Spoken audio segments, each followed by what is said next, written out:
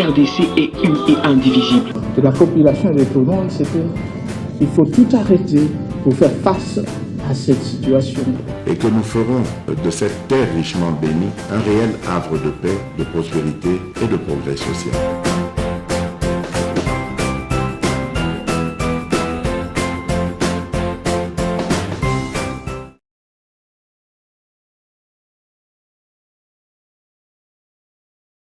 Nous allons vous les présenter justement, ils sont 4 autour de cette table. D'abord, Faustin Kwedia Sala, notre confrère, il est journaliste et éditeur de Econews. Il a parcouru de grandes rédactions du pays. Bienvenue. Je vous remercie, ma Fabien. C'est un plaisir. Voilà, vous êtes très intéressé par le secteur des mines au Congo-Kinshasa et en dehors du pays. Bon, disons, comme vous avez dit, vous l'avez si bien dit dans votre présentation, journaliste, j'ai passé un bon moment potentiel où j'étais chargé de questions économiques avant d'être directeur de publication que j'ai quitté il y a 3 ans pour lancer ces tri-hebdomadaires Econews, qui est également un journal en ligne. Les questions liées au développement, évidemment tout ce qui touche au secteur minier. Je me suis spécialisé sur ça depuis un temps. Et c'est peut-être à ce titre que vous me conviez sur ce plateau. Justement, très bien dit et avec précision. Juste à ma droite, Raphaël Ngoyi Mouchila. Bienvenue. Merci. Alors, je ne sais pas comment bien vous présenter, mais vous allez accepter que je dise l'essentiel aux téléspectateurs parce que vous avez plusieurs casquettes. D'abord, métallurgiste et chimiste industriel. Vous avez un capital d'expérience de pratiquement 35 ans dans les mines en République démocratique du Congo, en Zambie, en Australie et dans d'autres pays justement du monde. 10 ans à la Gécamine, la géante minière du Congo. C'est parmi justement les têtes bien pensantes dans ce domaine et qui ont fait preuve ailleurs, comme en Zambie où juste c'est la méritocratie qui compte et vous êtes mieux placé de l'autre côté. Alors, vous nous diriez peut-être en train de parler d'autoqualité pour lesquelles il faut parler ici, qu'il faudra faire valoir. Je vais vous présenter juste à mon extrême droite Ernest Mpararo. C'est un nom qui n'est plus à présenter au Congo parce que souvent dans ce qu'on appelle lutte contre la fraude, corruption. Vous êtes secrétaire exécutif de la LUCOCO, c'est la Ligue congolaise de la lutte contre la corruption. La corruption est têtue. Est-ce que vous êtes vous-même par moment tenté? Effectivement, il y a parfois, pas en me donnant l'argent, mais en voulant favoriser quelqu'un, en voulant effectivement intervenir auprès des corrupteurs, mais parfois je résiste. Lorsque c'est noir, et lorsque c'est blanc, c'est blanc. Quels sont justement vos atouts pour rester résilient? C'est pas facile, les espèces sonnantes et trébuchantes. C'est l'intégrité. Il faut être intègre et ça va vous protéger beaucoup. Voilà, je crois, du moins dans les discours, on vous croit, mais ceux avec qui vous évoluez, je crois qu'ils peuvent beaucoup témoigner, mais ce n'est pas le sujet maintenant. Je vous présente l'autre société civile autour de cette table. C'est donc notre ami Timothée Mbouya, directeur exécutif de l'ONG Justicia. Bienvenue, monsieur Mbouya. Merci, monsieur le journaliste. Voilà, le sujet est très intéressant. Nous sommes à l'époque de la transition énergétique. Le monde bouge et le Congo est une solution à plusieurs problèmes du monde. Mais bien avant, je voudrais que on puisse nous planter les décors. La situation sous le terrain. Nous allons prendre un reportage, nous allons nous rendre sur les lieux pour écouter la société civile, pour écouter aussi les religieux et pourquoi pas les chefs coutumiers. Alors, quel est l'état des lieux à travers ce reportage signé Kin 24? Après plus de 2000 km des vols depuis Kinshasa à bord du régulier CAA, avant de monter à bord du petit porteur Cessna 208, en passant par Lubumbashi pour joindre Manono, l'une des entités administratives déconcentrées de la province du Tanganyika, en République démocratique du Congo, l'équipe composée des membres de la société civile ainsi que des chevaliers de la plume et du micro, tous membres de la coalition Tous pour la RDC, venus de Kinshasa, c'est aussitôt arrivé à 8 heures, heure locale, dans les territoires des Manono, lundi 17 juillet 2022, pour se rendre compte de l'état d'avancement du projet d'exploitation de lithium dans les territoires des Manono par l'entreprise Datcom. Échanger avec les parties prenantes sur la présence et les actions de cette entreprise pour recueillir leurs avis sur le projet et entreprendre des actions d'accompagnement du projet. D'entrée des jeux, l'équipe a rencontré l'administrateur assistant chargé des questions économiques, finances et développement du territoire des Manono, Gracien Kakouji, l'évêque du dit diocèse, Monseigneur Vincent de Paul Kwanga, qui était accompagné des membres de la société civile et du président de la commission justice et paix, le chef de service territorial des mines, ainsi que le grand chef Louba des Manono. Ces derniers ont fait savoir que la population des Manono attendent la réalisation de ce projet qui a beaucoup duré avant de chuter sur la bonne collaboration qui existe entre la société Datcom et la communauté des Manono. La population attend la réalisation de ce projet. Mais il s'avère que la population est dans l'inquiétude par rapport à ça. Pourquoi? Le projet vient de durer. Nous avons bien vécu et nous collaborons avec Datcom. Mais nous ne comprenons pas pourquoi on ne lui a pas encore donné le permis d'exploitation. Nous ne pouvons pas forcer le gouvernement à lui donner ce permis-là. Mais nous souhaitons vivement qu'on lui donne ce permis parce que si Datcom commence à exploiter, cela ne va pas profiter seulement à la chefferie de Bakongolo, ni au territoire de Manono seulement, ni à la province de Tanganyika seulement. Ce sera pour toute la République et le monde entier va profiter des minéraux qui sortiront d'ici. L'évêque du diocèse des Manono, Monseigneur Vincent de Paul Kwanga, a dans ses propos appelé Datcom au respect du code minier et a souhaité que l'usine de traitement des fabrications soit installée à Manono pour l'intérêt des filles et fils de ce coin. Moi, comme souci et l'appel que j'ai fait, d'abord, il faut que le code minier soit respecté. En ce qui concerne le développement durable, la redevance minière, j'aimerais et je souhaite que les usines de transformation soient ici, à Manono et non ailleurs. Interrogé sur cette question, le directeur général adjoint des Datcom, Balthazar Tshiseke, a rassuré que l'usine de traitement des minéraux sera bel et bien installée à Manono, près de la mine. Nous allons mettre l'usine à Manono. Il est impossible de traiter les minéraux distants de la mine. La logistique coûte cher et surtout la logistique de Manono parce que les routes n'existent pas. Ça va coûter trop cher au projet.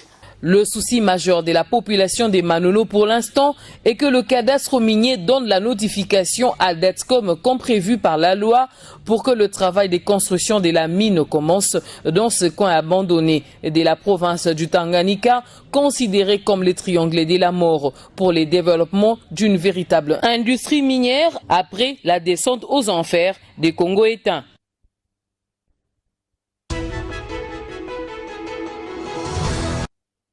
Ce pays étonne, ce pays ne fait que surprendre.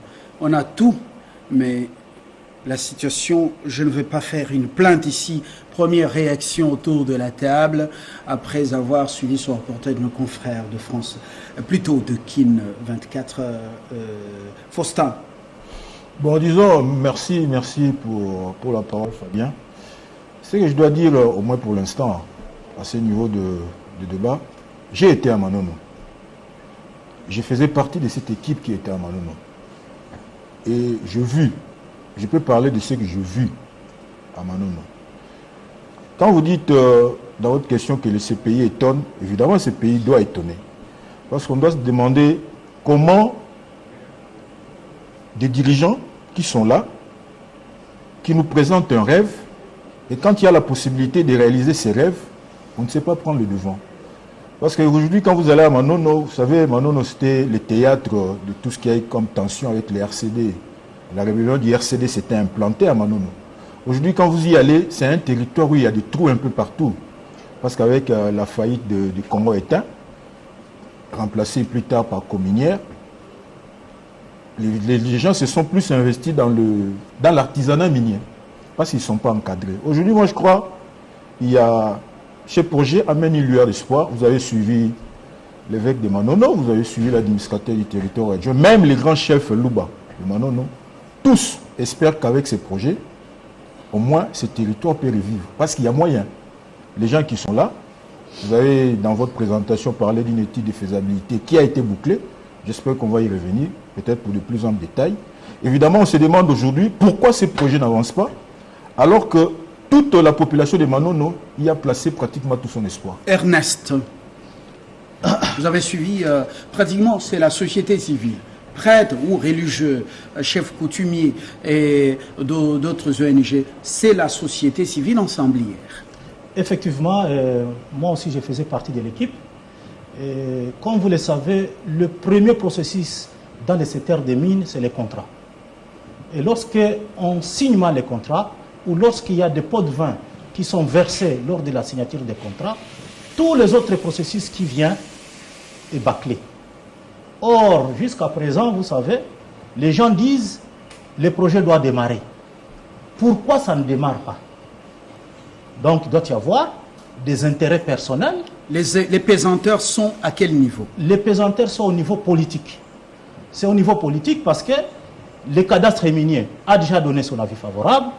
Le ministre a déjà signé les documents, mais le cadastre n'a pas encore notifié l'entreprise pour changer le permis de recherche en permis d'exploitation. Pourquoi est-ce que le cadastre minier ne notifie pas? C'est ça la question. Nous pouvons croire peut-être que le cadastre cherche à avoir des pots de vin. J'ai dit peut-être. Il cherche à avoir des pots de vin. C'est pour cela qu'il ne veut pas notifier. Parce que l'évêque dit, ils attendent. La société civile, les chefs coutumiers, mais quelqu'un qui se trouve ici à Kinshasa, qui bafoue même les autorisations du ministre, ne veut pas notifier. Est-ce que c'est normal? Donc nous pouvons dire, sans se contredire, que peut-être il attend des commissions. C'est comme ça qu'il ne veut pas donner les avis favorables, la notification plutôt. Parce que l'avis favorable est là. Il y a l'avis cadastral, il y a l'avis environnemental, et l'avis technique de la division des mines qui a déjà été donné à la société Datcom. Mais pourquoi est-ce qu'on ne notifie pas? C'est ça la grande question. Timothée, si un Pararo parle de peut-être le pot de vin, il y a, à votre niveau, les pesanteurs, c'est à quel niveau? C'est à quel niveau pratiquement? Est-ce où est ma part? Où est mon steak? Merci d'abord pour l'opportunité que vous nous accordez de nous exprimer à travers votre micro. Je veux dire que nous sommes à l'époque de ce qu'on appelle l'amélioration du climat des affaires. Le Congo, aujourd'hui, est présenté comme un pays non attractif, non attrayant. Donc nous n'attirons pas des investisseurs vers ici, justement parce que nous présentons l'image d'un pays qui n'est pas bien géré, des institutions qui ne sont pas bien gérées, donc des individus qui se donnent le pouvoir de tout prendre en otage pour eux-mêmes. Vous l'avez d'ailleurs insinué en disant « où est ma part ?» En fait, c'est ça qui est devenu monnaie courante. Malheureusement, c'est ce qui est devenu monnaie courante. Oui. Où est ma part? Donc tous ceux qui viennent pour mettre $1 dans les affaires, dans les investissements, pour que cela évolue, malheureusement, il y a toujours qu'est-ce que moi je vais avoir en retour. Et c'est ça qui nous bloque, c'est ça qui plombe la machine. Vous avez vu les populations crier leur ras-le-bol. Vous savez, quand vous avez des minerais chez vous, vous avez des minerais chez vous et tout le monde sait que vous avez des minerais qui peuvent vous aider à améliorer vos conditions de vie et qu'il y a un quidam qui est quelque part, il dit, niet, vous ne faites rien. Et dans l'entretemps, il y a des gens qui meurent de cette pauvreté. Il y a des gens qui tombent malades et qui ne savent pas se faire soigner. Il y a des infrastructures qui ne se développent pas, justement parce qu'il y a quelqu'un quelque part qui veut bloquer. Je crois que le problème, notre réel problème, c'est celui-là. Nous avons de beaux textes. Nous avons de belles lois. Nous sommes très avancés sur les questions des textes de loi, mais là où nous avons encore des problèmes, c'est vraiment au niveau de la moralité du Congolais. Donc je crois que si nous ne nous libérons pas de cela, ben, nous sacrifierons plusieurs personnes et pour plusieurs générations. Très bien, on va revenir à cette thématique. On reviendra également sur ce travail des terrains. Enjeu du lithium de Manono dans la transition énergétique, ou quel apport dans la transition énergétique. Il faut souligner en passant que la ministre des Mines, Madame Samba, a déjà même écrit officiellement, signifiant à Datcom Mining de la transformation de son permis de recherche en permis d'exploitation. Le document est là, mais voilà, au niveau du cadastre minier, les choses tardent. Pourquoi les hommes sont plus forts que les textes au Congo? C'est la question, l'une des questions à laquelle les décideurs compétents doivent répondre. Nous prenons l'avis d'un expert. L'ingénieur est avec nous, on l'a présenté avec un parcours et le jeu. Raphaël. Oui. Alors, dites-nous exactement où présentons-nous ici les enjeux du lithium de Manono, de mon Congo profond. Oui. Nous sommes dans la province du Tanganyika. L'enjeu ou les enjeux de ce lithium dans le cadre de la transition énergétique. Merci beaucoup Fabien. La question du lithium m'a beaucoup intéressé comme Congolais parce que je suis de la génération de ceux qui ont pu étudier grâce à la bourse, c'est-à-dire à la contribution des Congolais. Et tout ce qu'on peut faire en retour, c'est aussi participer activement. Quand les Congolais crient, nous pouvons apporter notre contribution technique parce que c'est là notre champ d'expertise. En tant qu'expert indépendant. Indépendant, effectivement. Voilà. Donc, pour vous parler du lithium, le lithium revient d'actualité dans un certain contexte. Et le contexte actuel, c'est celui du réchauffement climatique.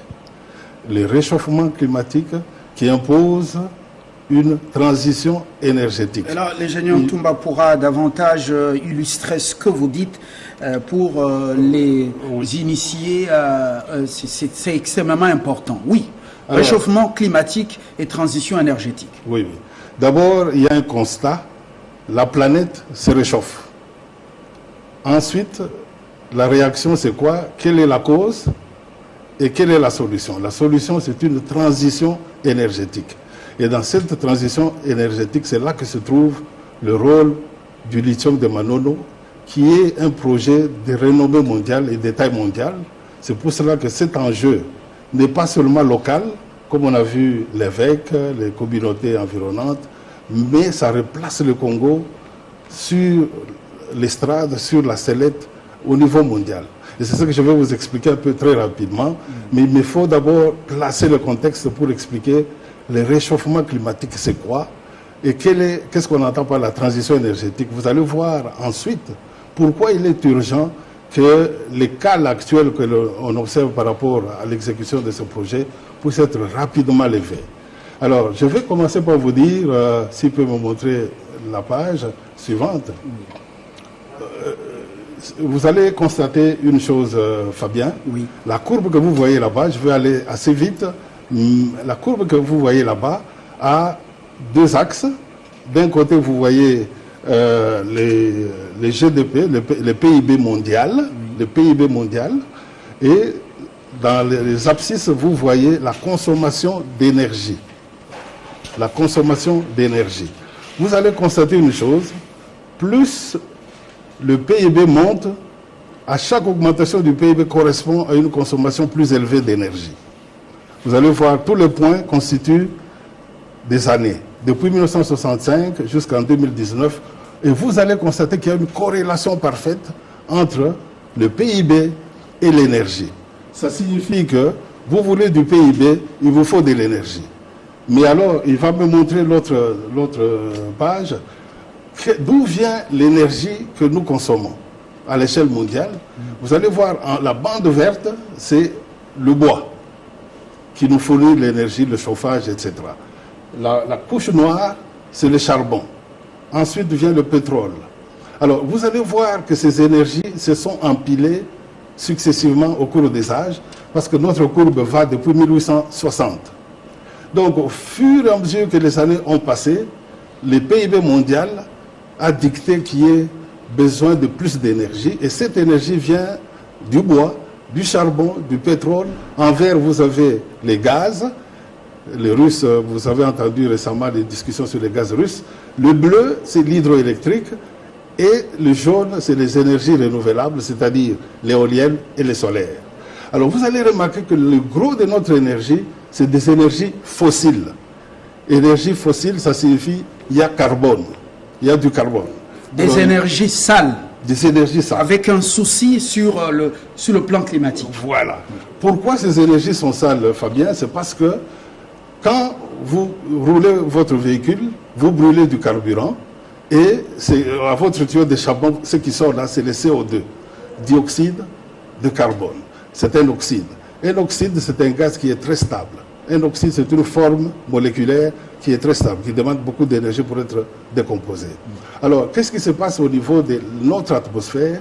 Plus nous consommons de l'énergie fossile, plus nous émettons du CO2. Ce CO2 monte dans l'atmosphère et il a un défaut qu'il a, c'est que quand la Terre rayonne, il reçoit le rayonnement du soleil, il renvoie la chaleur, au lieu qu'elle parte, ces gaz bloquent la chaleur que la Terre rayonne. Ce qui fait que progressivement, la température moyenne au niveau de la Terre est en train d'augmenter. Et ça devient maintenant un problème qui est une inquiétude mondiale. La France est en difficulté, l'Hexagone, avec canicule sans précédent, mort d'hommes, des forêts entières qui partent en fumée. Absolument. Oui. Alors vous allez remarquer que, s'il me montre l'autre page, vous allez voir la température moyenne depuis 1850. Quand vous prenez la température de 1850 comme référence par rapport à 1850, et que le fait qu'on ait commencé à consommer plus de fossiles, la température moyenne au niveau de la Terre a commencé à augmenter. Alors, vous voyez le delta, il est passé de 0,5 à 1,5, à 2, à 3, et il peut, vous voyez au niveau de l'année 2025, si vous montez, au-delà, ce sont des simulations. Comment va évoluer la température dans les années qui vont venir? Si nous gardons le même mix énergétique, composé essentiellement du fossile, la température va monter tellement qu'il sera invivable sur cette terre. Et je vous le montre sur la page suivante. Regardez le nombre de jours par an où la température sera à des niveaux létals. C'est-à-dire le nombre de jours où vous ne pouvez pas vivre sur cette terre. Et regardez, les zones les plus affectées, ce sont les zones qui sont un peu sombres. Vous voyez, elles correspondent plus ou moins au niveau de l'équateur. Si vous voyez, elles correspondent plus ou moins au niveau de l'équateur. Ça signifie que pendant plus ou moins 250 jours sur l'année, vous ne pouvez pas vivre dehors si la température monte de 4 degrés. Pourquoi? Parce que l'humidité de l'air est telle que vous ne pouvez même plus vous refroidir par la transpiration. Et vous mourrez par ce qu'on appelle l'hyperthermie. Donc le réchauffement climatique est un enjeu mondial. Et si une chose pareille arrive, les populations vont fuir vers les zones moins chaudes et ça crée un problème. C'est pourquoi les gros pollueurs sont dans ce qu'on appelle balai diplomatique chez nous. Et Blinken a parlé avec Fachi de cette affaire du climat. Ils savent. Vous m'avez ouvert la porte parce que s'il montre la deuxième page, la page suivante, s'il me montre la page suivante, vous allez constater une chose. Les États-Unis, notamment, qui sont de grands pollueurs, la Chine, etc., eux se sont aussi préoccupés par rapport au réchauffement climatique. Que faut-il? Il faut remplacer l'énergie fossile par des énergies plus propres. Mais ça signifie aussi une contraction au niveau économique, parce que le PIB, il dépend de la disponibilité en énergie que vous allez engager. Donc c'est un dilemme entre chercher la croissance et la prospérité et vivre de manière décente sur une planète viable. Alors, pour passer aux énergies propres, la possibilité est là, c'est-à-dire vous allez utiliser l'énergie solaire ou l'énergie éolienne. L'énergie solaire, c'est les centrales hydroélectriques et les centrales hydroélectriques font partie aussi des énergies propres. Oui. Et nous sommes donneurs, nous sommes un pays solution. Absolument. L'un des pays solutions. Mais la quantité, le besoin d'énergie que le monde a ne peut pas être satisfait par notre potentiel énergétique qui est limité à 100 gigawatts. Donc notre puissance est trop faible pour couvrir les besoins de l'humanité. Et alors la solution vient, c'est dans le solaire et l'éolienne. Or, vous remarquez que le soleil ne brille pas 24 heures sur 24. On a besoin de la télévision, par exemple, même la nuit, alors que le soleil est parti. C'est-à-dire que la solution réside dans la création de possibilités de stocker l'énergie quand elle est disponible, c'est-à-dire pendant les heures où il y a le soleil, et pendant les heures où il y a le vent, vous capturez l'énergie, mais il faut la stocker dans des batteries. C'est à ce niveau que notre matière lithium intervient? Et là, nous tombons dans le lithium. Et il peut me ramener un peu avant. Je vais vous montrer quelque chose juste avant cela.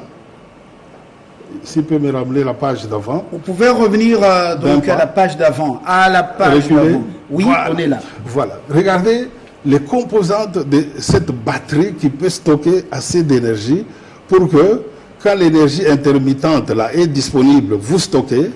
Quand elle a disparu en pleine nuit, elle vous réalimente.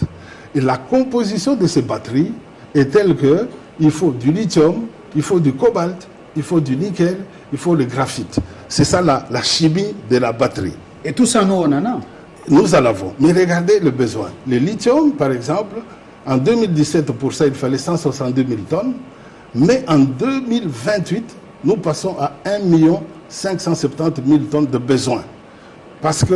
Besoin mondial. Mondial. C'est parce que c'est une urgence mondiale. Il faut renoncer aux énergies fossiles, sinon la Terre sera invivable. C'est une urgence mondiale. Ça signifie que tous ceux qui participent à la fourniture de ces éléments, ils sont, par obligation morale, obligés de déclencher vite leur projet pour que ces solutions soient enclenchées le plus tôt. Et le lithium que nous devons produire ne peut pas chômer dans le sol pour un problème de bureaucratie. D'où l'urgence de pouvoir exploiter notre lithium. Nous passons pour un peuple ridicule. Ridicule. Parce que quand vous voyez les défis économiques que nous avons et la possibilité que nous avons avec le lithium que nous avons, et qu'on s'assoit sur des papiers, paperasse, les gens sont prêts pour démarrer un projet, le projet ne démarre pas pour des raisons de bureaucratie, ça, il faut marcher sur la tête, c'est incroyable. Alors regardez un peu quelque chose qui est frappant. Lithium, 2017, 162 000. 2028, 1 500 000. Ça, la multiplication par 10, le besoin. Donc le besoin, il faut aller à pas de course. Il faut de la vitesse. Il faut de la vitesse. Alors regardez le cobalt aussi, le deuxième élément que nous avons. Nous sommes le premier producteur mondial de cobalt. 2017, 54 000. 2028, pour les batteries, il nous faut 276 000 tonnes, rien que pour les batteries. C'est multiplié par 5. Ça signifie quoi? Les yeux du monde regardent le Congo. Les yeux du monde regardent le Congo, où nous avons un président qui veut incarner un leadership exemplaire et modèle. Et c'est déroutant quand les gens suivent les nouvelles, ils disent, tiens bien, le Congo, il y a un gisement fabuleux, mais quand est-ce qu'il démarre? Or, maintenant, il y a ce qu'on appelle l'exploitation artisanale du petit peuple qui profite à la contrebande. Oui. Et entre-temps, on croit que l'OTAN est notre ami. Il faut s'asseoir sur les dossiers à Kinshasa et faire du chantage. Est-ce que ce n'est pas de la sorcellerie, ça? Quand vous regardez les paramètres mondiaux, vous regardez l'urgence mondiale, c'est une obligation mondiale. Quand vous avez des ressources, de les mettre à la disposition à des prix convenables, bien sûr, mais à l'humanité. Regardez, alors ce qui va se passer, c'est que dans tout ce qui est là, nous avons, je vais vous surprendre, je n'en ai pas parlé l'autre fois, Nous avons aussi du graphite. Vous savez que nous en avons. Nous en avons dans le Bas-Congo. Le graphite, c'est quoi? Le graphite, c'est un peu comme du charbon. C'est un métallurgiste qui parle, formé à l'université Lubumbashi. De Lubumbashi. Et puis, avec une bourse ailleurs, vous êtes également chimiste industriel. Absolument. Donc, vous ne racontez pas des rêves ici, vous racontez des réalités. Graphiste, ou vous dites graphite? Le graphite, nous l'avons dans les maillots. C'est quelle matière? C'est une matière, bon, j'aurais pu vous montrer une image, c'est un peu comme du carbone. C'est un peu comme du carbone. C'est dans la forêt de Mayombe. Dans la forêt de Mayombe, au Congo, Nana. Et ici en Afrique, nous en avons en grande quantité au Mozambique. Alors, vous allez aussi remarquer que tous les éléments qui entrent dans la composition de batteries électriques, nous les avons dans les environs. Les nickel, on l'a à Chiboué, dans les Kasaï. Le cobalt, nous en avons en grande quantité. Il y a aussi le manganèse qu'on n'a pas listé, que nous avons. Donc, le Congo est un pays à solution. Il n'est pas pays solution, mais il est un pays à solution. Alors, regardez les gisements rapidement de lithium de Manono. Il est appelé Escondida du lithium. Escondida, c'est le plus gros gisement de cuivre. Alors, quand les gens parlent du cuivre, ils disent Escondida, il n'y a pas plus grand. Alors, vous voyez qu'on a fait un parallèle. On appelle ces gisements de Manono l'Escondida du lithium. C'est-à-dire que ces gisements jouera un rôle capital dans la transition énergétique qui est une urgence mondiale. Je ne sais pas si vous voyez, Fabien. C'est une urgence mondiale. La RDC, la grande réserve du monde de lithium. Oui. Est-ce que nous serons, notre pays, au rendez-vous en 2023 avec le projet lithium de Manono? Oui. Parce que ce projet, regardez les résultats. 2023. Alors que les dossiers, vendés à Kinshasa, dans des bureaux, par ceux qui cherchent leur commission. Oui. Bon, si cela est vrai. Oui. Mais 2023, quand est-ce qu'on va exploiter et quand est-ce qu'on va être compétitif? Ce qui est paradoxal et qui me chagrine, moi, en tant que Congolais, en tant que cadre congolais, c'est de voir que, parce que j'ai participé à des projets dans plusieurs pays, je vois la diligence que chaque pays applique pour que très vite on crée l'emploi, etc. Regardez ce projet, il aurait dû démarrer en 2021. Et s'il avait démarré en 2021, Fabien, je te donne une bonne nouvelle, eh bien, on l'aurait, si on avait démarré la construction en 2021, en 2023, juillet, le premier mandat du président Fachi allait être bouclé par un cadeau au monde entier avec le démarrage de ce projet. Vous vous rendez compte de l'opportunité?